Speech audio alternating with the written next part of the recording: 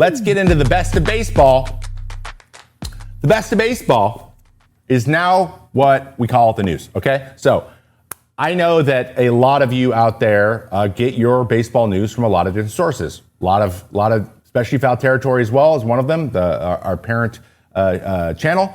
They like to cover everything that happened the day before, and they do it daily. I'm a once-in-a-week show, so we're going to try to move away a little bit from giving you all a bunch of score updates and like who got what and did what, and we're going to pick our favorite shows or our favorite stories to cover each week. This can be compiled into a nice video, so if you were ever out or missing out on maybe what's happened behind the scenes, what are the more fun like little cultural stuff, that is where you're going to be able to find this. So this is the best in baseball, and we got 5 fun little stories, starting with my choice for the game of the day. And my game of the day yesterday was the Boston Red Sox versus the Sacramento Athletics, where this gentleman, one of the best names in Major League Baseball now, Connelly Early. Wow. I love that so much. Con Early. I don't even know what we can do for nicknames, but I need to know what your guys' thoughts are on this. Connelly Early made his Major League debut throwing 5 innings and blanking the Athletics, which ended up being a full shutout all the way across. But we did do one thing and tied, became the second ever rookie in Red Sox history to strike out 10 plus, tying for the record, 11. He struck out 11 in those 5 innings on his way to his first Major League win. So congratulations, Connelly, early on that. That is really impressive. He was called up from Worcester. Yeah, that is how it's pronounced. Worcester, Massachusetts. Don't say it wrong. They don't like that. He was called up from Worcester when Dustin May, my cousin that's not my cousin, was sent on to the IL with some elbow injuries. That's not what I like to hear. But the only silver lining is Early got his shot, and he took advantage. He is only the 5th pitcher since the year 2000 to strike out 10 plus in his Major League debut, joining Freddie Peralta, Matt Harvey, Aaron Harang. This is 10 Ks and no runs allowed. So it's Freddie Peralta, Matt Harvey, Aaron Harang, and Kazuhisa Ishii. So congratulations, Mr. Connelly. You got to participate in my game of the day. What a performance. Hats off to you, my friend. Let's talk a little bit about no-hitters getting lost in the 9th inning, because it happened twice to the same team in 3 days. Not to mention another guy who lost his in the 8th over for the Guardians, right? So we've had no-hitters in 2025. This is very important. I don't know if you remember this. I believe it was 2021 or 2. Can't remember which year, but there was like 7 by May. And there's been no-hitters this year. 0 no-nos. But a few guys have gotten close. Most recently, Monday, Tyler Glasnow threw 7 no-hit innings, was followed by Blake Trinan, who also didn't give up a hit. And then the first hitter of the Colorado Rockies in the 9th against Tanner Scott got a hit, which is sad because Tanner Scott has been going through it. He lost the no-hitter that night. But 2 nights before that, Yamamoto, Yoshinobu, not Yamamoto. Oh my goodness. Yamamoto. The ace, proverbial ace for the LA Dodgers, had a no-hitter going into the 9th inning, and with 2 outs, Jackson Holliday up at the plate, 2-1 pitch. He did this in Baltimore. Yikes.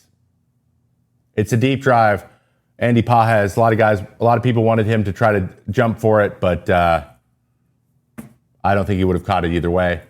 Not a way you want to lose your no-hitter. And unfortunately, Tanner Scott came into the end of that one and got the loss. 2 days later, he's the guy who blows the no-hitter. This is not something new. This is not new. This has been happening for years in baseball. And there are a bunch of guys who are unluckier than most. And I wanted to bring up some of them too. So you hate to see it. We want to see no-hitters, but we also want to see them hit the ball, I guess. So we got Framber Valdez, most recently, August of 6th of last year, had one going into the 9th with 1 strike away from the end of the game, gave up a 2-run homer to Corey Seager, which, unfortunate to see, and another home run, breaking up a no-hitter with 2 outs in the 9th inning. 2 years before that, in the 2022, Cease also gave up a hit to Luis Arias, of all people, now teammates, on a 1-run pitch with 2 outs in the 9th inning, and he lost his no-hitter. But unfortunately, the next year, or the next 2 years later, he actually did get it against the Washington Nationals.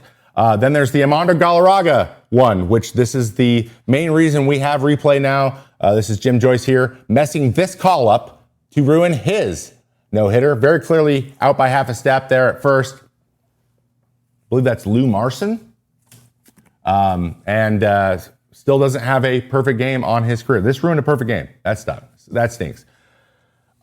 This is Roy Halladay. You may not know this. In his second ever big league start in 1998, he no-hit the Tigers for 8 2/3 and then gave up a two-out home run to Bobby Higginson.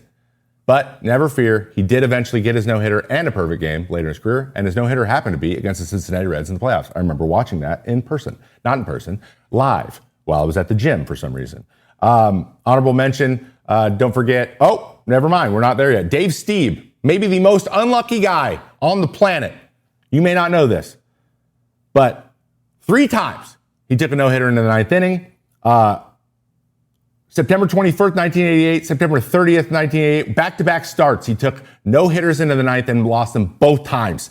That is nuts in 88. And then the next year, he got it 2 outs in the 9th again in 89 and got it blown up again by the Yankees,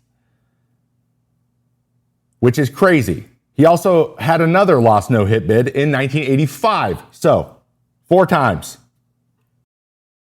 We are longtime fans of Omaha Steaks, and I am drooling looking at the website right now, featuring USDA certified tender steaks, and also during their Red Hot Sale event going on right now this fall, 50% off site-wide at omahasteaks.com. Plus for the FT fam, an extra $35 off with promo code FOUL at checkout. You've been a big fan of Omaha Steaks since your early days as a pro.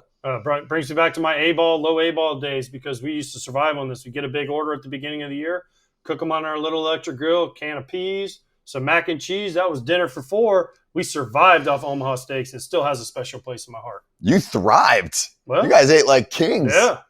That's special. Get fired up for fall grilling with Omaha Steaks. Visit omahasteaks.com for 50% off site-wide during their Red Hot Sale event. And for an extra $35 off, promo code FOUL at checkout.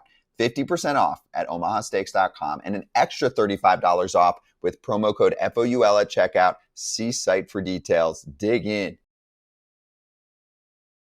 Fortunately, though, September 2nd, 1990, he eventually got his no-hitter. So, Dave Stieb, congratulations. Fortunately, it panned out at some point, right? You got it.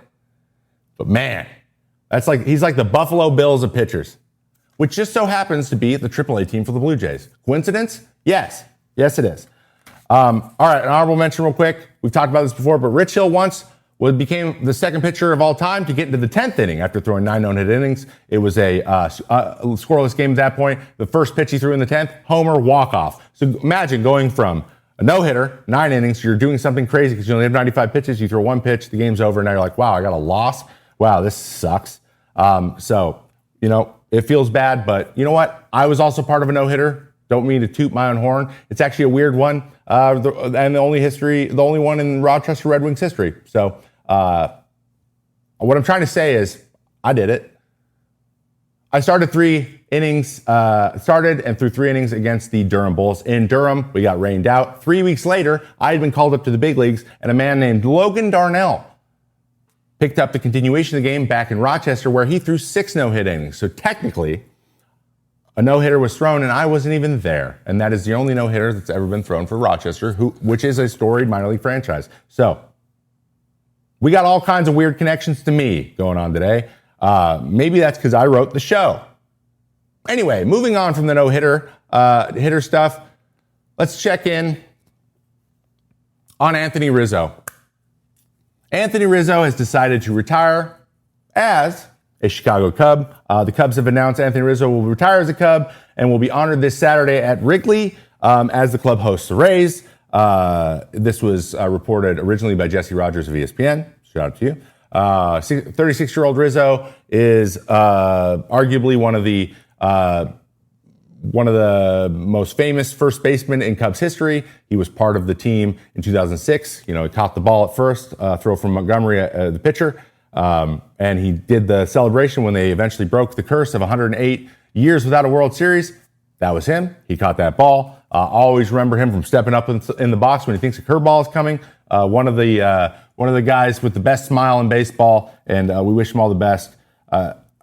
I'm super happy that he gets to be part of this storied franchise for the rest of his life. He's going to be an ambassador for the team, so he's going to be around a lot. And that's the best case scenario, man. Going to be around baseball. Going to be known for the team that gave you the chance that you're going to be a part of to win a World Series. There's just nothing better than that. I never got to do it, but he did. So congratulations and tip of the cap.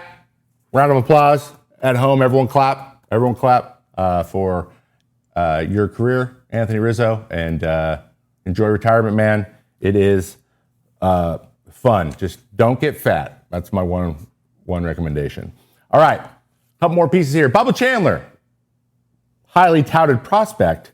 Bubba Chandler did not have a good first major league start, though he threw out of the bullpen 3 times before he made his start against the very, very good Milwaukee Brewers team, and he had to go across another phenom, Jacob Misiorowski, who we've talked about before.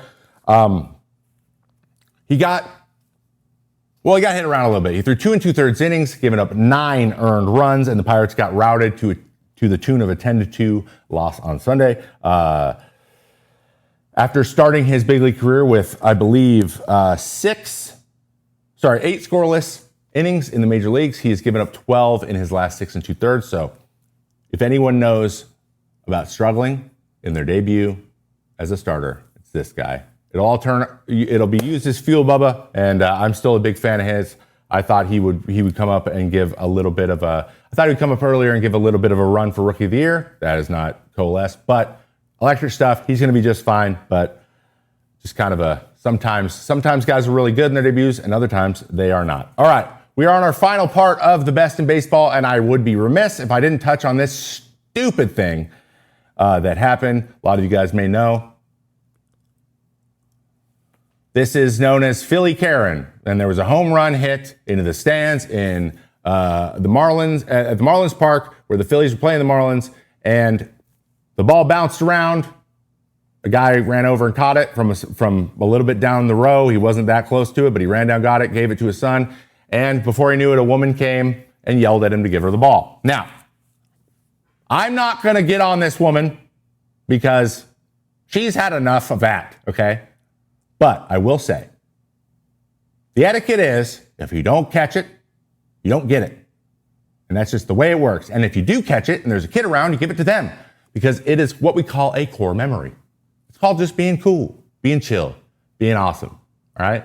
And bad luck, all right? Now, that all said, just a bad luck. It's just a person being entitled. Guys, guess what? They're everywhere. There's entitled people everywhere. Just drive for a little bit. Just drive around and just watch all the entitled people just cut people off and try to get where they're going 5 seconds faster. They're everywhere, okay? It's just the run-of-the-mill, she thinks she deserves something that she doesn't deserve. It's okay. It's a very normal thing. But let's not try to ruin her life over something like this. It's not really that cool. Someone did make a very good point. They're like, if this happened to me, because I'll be honest, the guy gave his son his ball and then hugged him. I was like, as a father myself, like that was a really cool moment for them. And taking that away sucks. But if you're willing to give her the ball back, maybe just make her take it out of the kid's glove. Be like, sure, you can have it. You got to take it out of his glove, just so you know who you're taking it from him. Even if he doesn't deserve it or whatever. Like, that's not cool, okay? So let's not ruin this lady's life. It's just, in the words of a very wise man once said, some people suck. And that's just life. Sometimes we just got to be like, that person sucks. Everything's going to be okay. There was one interesting part of this thing that I wanted to mention before we move on, and that is the trading card company Blowout Cards has offered $5,000 and to her for this ball, sign it, I'm sorry, and give it back to the kid. We're beyond this now. Like that, don't give her $5,000. He has now more of a memory because he got to go meet Harrison Bader and get a bat and stuff. He's got a bunch of cool stuff now. It's been remedied. We don't need to do this. And this just feels very internet-y to me. I understand where you guys are coming from. It's not one of those situations. This isn't a moral quandary. This is just a breach of etiquette with an entitled person. That is it. So, yeah, does she suck for this? Sure. I always think about it this way. The people who are around her regularly have to be around her regularly. Let them handle it. All right? All right. And that has been the best in baseball. Is this the best thing in the world? No. But it happened, and I'm on the internet, and I wear glasses now. So I have to talk about it. All right? All right.